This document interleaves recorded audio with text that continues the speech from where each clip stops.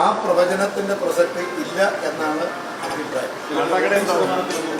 ഞങ്ങളുടെ കേരളത്തിൽ ഇതുവരെ നിയമസഭയ്ക്ക് പുറത്ത് BJP NDA നിർണായകമായ രാഷ്ട്രീയ ശക്തിയാണ്. പക്ഷേ ഈ നിയമസഭാ തെരഞ്ഞെടുപ്പോടുകൂടി നിയമസഭക്കകത്തും BJP NDAയും നിർണായകമായ രാഷ്ട്രീയ ശക്തിയായി മാറാൻ വേണ്ടി പോകുകയാണ്.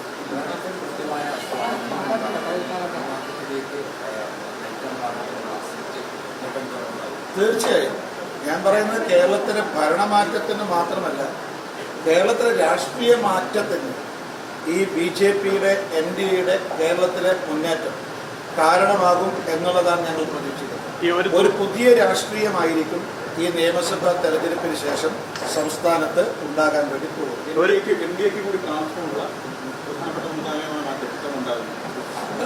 NDAയുടെ നേതൃത്വത്തിലുള്ള BJP നേതൃത്വം നൽകുന്ന NDAയുടെ പ്രസക്തിയും പ്രാധാന്യവും വർദ്ധിക്കുന്ന ഒരു ജനവിധിയായിരിക്കും ഉണ്ടാകുന്നത്. അതായത് BJP നേതൃത്വം നൽകുന്ന NDA കേരള രാഷ്ട്രീയത്തിന്റെ മുഖ്യധാരയിലേക്ക് പ്രവേശിക്കുന്ന ഒരു നിയമസഭാ തെരഞ്ഞെടുപ്പായിരിക്കും ഇപ്പോൾ നടക്കുന്നത്. അതനുസരിച്ചുള്ള ജനവിധിയാണ് ഞങ്ങൾ പ്രതീക്ഷിക്കുന്നത്.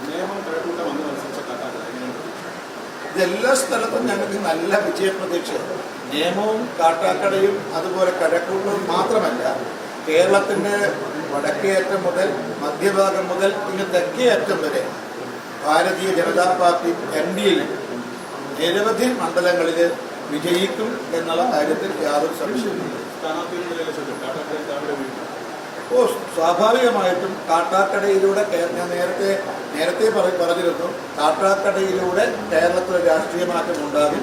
കാട്ടാക്കടയിലും താമര വിരിയും. കൃഷ്ണദാസേട്ട, ഒരു കാര്യം, ഇത്തവണ കൃഷ്ണദാസേട്ട ഈ ഒരു തൂക്കുസഭയായിരിക്കുമോ? നിങ്ങൾ നിർണായകമാകുന്ന ഒരു സ്ഥിതിയിലേക്കാകുമോ, അതോ ഏതെങ്കിലും മുന്നണിക്ക് ഭൂരിപക്ഷം കിട്ടുമോ ഇത്തവണ? അല്ല, ഞാൻ പറഞ്ഞല്ലോ, ഞങ്ങൾക്ക് മുൻതൂക്കമുള്ള BJPയും NDAയുടെയും മുന്നേറ്റമാണ് ഈ നിയമസഭാ തെരഞ്ഞെടുപ്പിൽ ഉണ്ടാകാൻ വേണ്ടി പോകുന്നത്. സ്വാഭാവികമായിട്ടും ഇത്തരം തൂക്ക് മന്ത്രിസഭ ഉണ്ടാകാൻ സാധ്യതയുണ്ട് എന്നുള്ള ചില പ്രവചനങ്ങൾ നമ്മുടെ മാധ്യമങ്ങൾ അവരുടെ എക്സിറ്റ് പോളിലൂടെ പുറത്തു വന്നിട്ടുണ്ട്. സ്വാഭാവികമായും അതിനൊക്കെയുള്ള സാധ്യതകൾ ഉണ്ടെന്നാണ് ഞങ്ങളുടെ വിലയിരുത്തൽ. ഒന്നിൽ കൂടുതൽ നമ്മില്ല, ധാരാളം താമരകൾ വിരിയും. താമരകൾ മാത്രമല്ല, NDAയുടെ ഘടകകക്ഷികളെ തെരഞ്ഞെടുപ്പ് ചിഹ്നവും വ്യത്യസ്തമാണ്. അപ്പോൾ NDAയും BJPയും വിജയിക്കും, NDA വിജയിക്കും. അതുകൊണ്ടാണ് ഞാൻ സൂചിപ്പിച്ചത്, NDA കേരളത്തിന്റെ രാഷ്ട്രീയ രംഗത്ത് കേരളത്തിന്റെ മുഖ്യധാര രാഷ്ട്രീയത്തിലേക്ക് പ്രവേശിക്കുന്ന ഒരു ജനവിധിയാണ് ഈ തെരഞ്ഞെടുപ്പിൽ ഉണ്ടാകാൻ വേണ്ടി. BJPയും NDAയും മുന്നേറ്റം ഉണ്ടാക്കും എന്ന് പറഞ്ഞാൽ BJP ഉണ്ടാക്കും, ഘടകകക്ഷികളായിട്ടുള്ള 2020 ഉണ്ടാക്കും, DDJS ഉണ്ടാക്കും, എല്ലാവരും ഉണ്ടാക്കും. സ്വാഭാവികമാണല്ലോ.